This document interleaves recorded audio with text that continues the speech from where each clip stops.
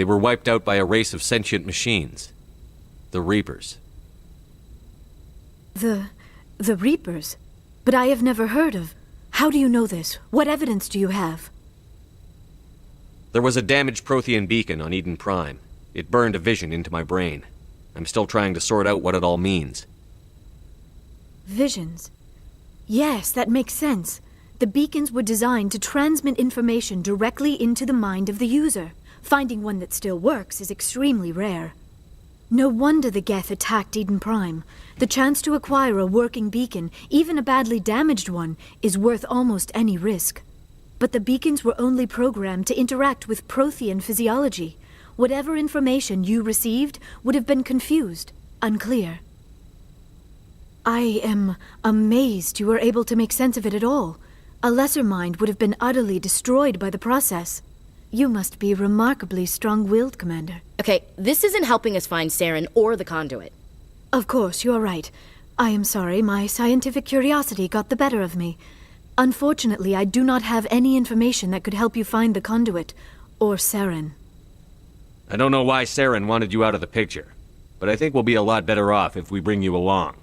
Thank you, Commander. Saren might come after me again. I cannot think of anywhere safer than here on your ship. And my knowledge of the Protheans might be useful later on. And her biotics will come in handy when the fighting starts. Good to have you on the team, Liara. Thank you, Commander. I am very grateful. Oh, I am afraid I am feeling a bit lightheaded. When was the last time you ate? Or slept? Dr. Chakwa should take a look at you. It is probably just mental exhaustion, coupled with the shock of discovering the Protheans' true fate. I need some time to process all this. Still, it could not hurt to be examined by a medical professional. It will give me the chance to think things over. Are we finished here, Commander? We can talk again after you've seen the doctor. The rest of you, dismissed. Mission reports are filed, Commander. You want me to patch you through to the Council? Don't bother. Aye, aye, sir.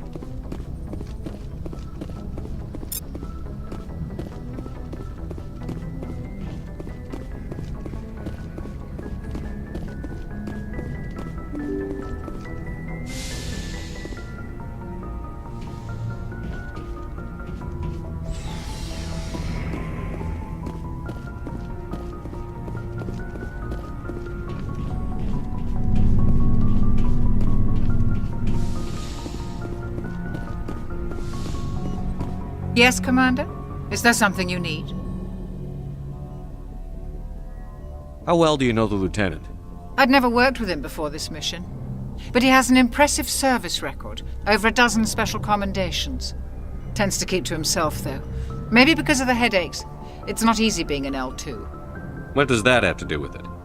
Well, most biotics now use the L3 implants. Lieutenant Alenko was wired with the old L2 configuration. Sometimes there are complications. What kind of complications? Severe mental disabilities, insanity, crippling physical pain. There's a long list of horrific side effects. Caden's lucky. He just gets migraines. I should go. Goodbye, Commander.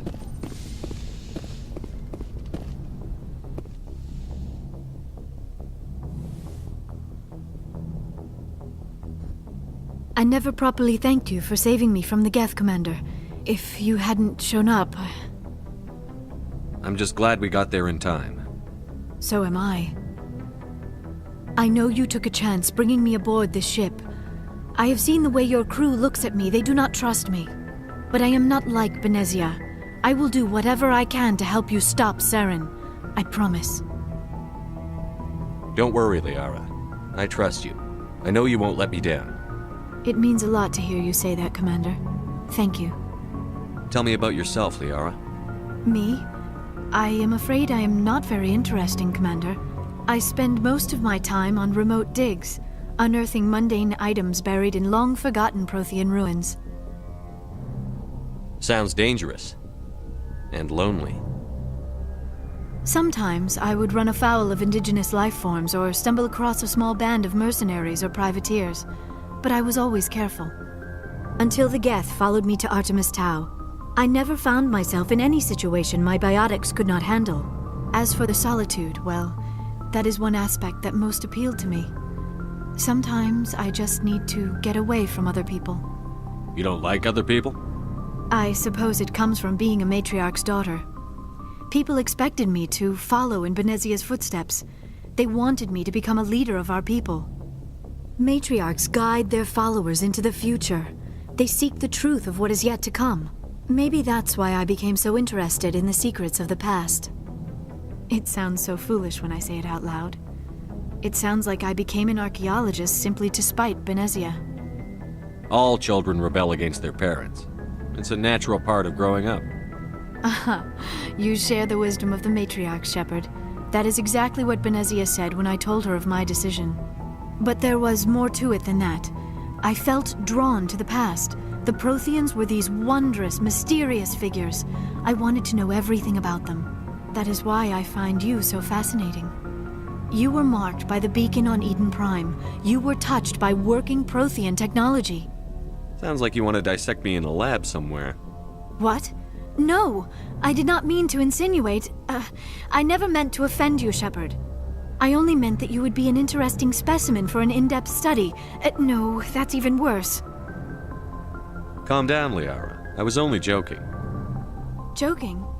Oh, by the goddess, how could I be so dense? You must think I am a complete and utter fool. Now you know why I prefer to spend my time in the field with data disks and computers. I always seem to say something embarrassing around other people. Please, just pretend this conversation never happened. Do you know why Benezia joined up with Saren? I don't understand it. She was always outspoken about the need for the Asari to become more involved in shaping galactic events. Maybe she thought allying herself with Saren would somehow be for the greater good in the long run. At least I hope so. This hurts you, doesn't it? None of this makes any sense to me. I have not spoken to Benezia in many years, but I know her, and this was not like her. Something changed. I'd like to know more about the Asari. We were the first species to discover the Citadel. We were instrumental in forming the Council, and we always strive to be the voice of peaceful cooperation in galactic disputes. My people believe we are all part of a single galactic community. Each species contributes something to the greater whole. Although we seek to understand other species, it seems few of them seek to understand us. The galaxy is filled with rumors and misinformation about my people. Like what? Most of the inaccuracies are centered around our mating rituals. My species is monogendered. Male and female have no real meaning for us. We still require a partner to reproduce.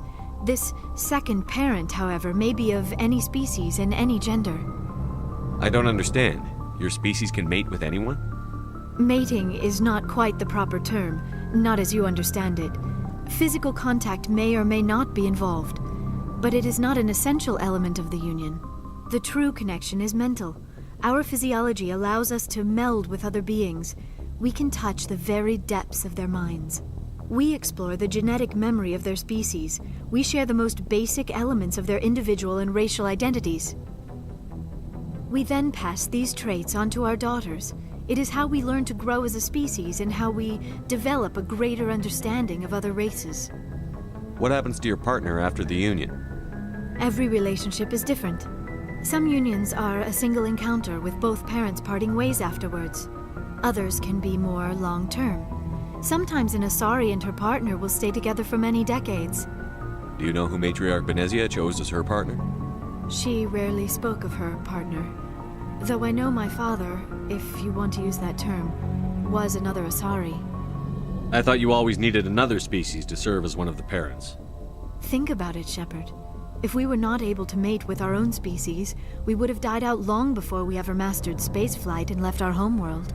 Union with our own kind is no longer common, not for the purposes of reproduction. Most Asari believe it weakens our species. Asari daughters inherit racial traits from the father species.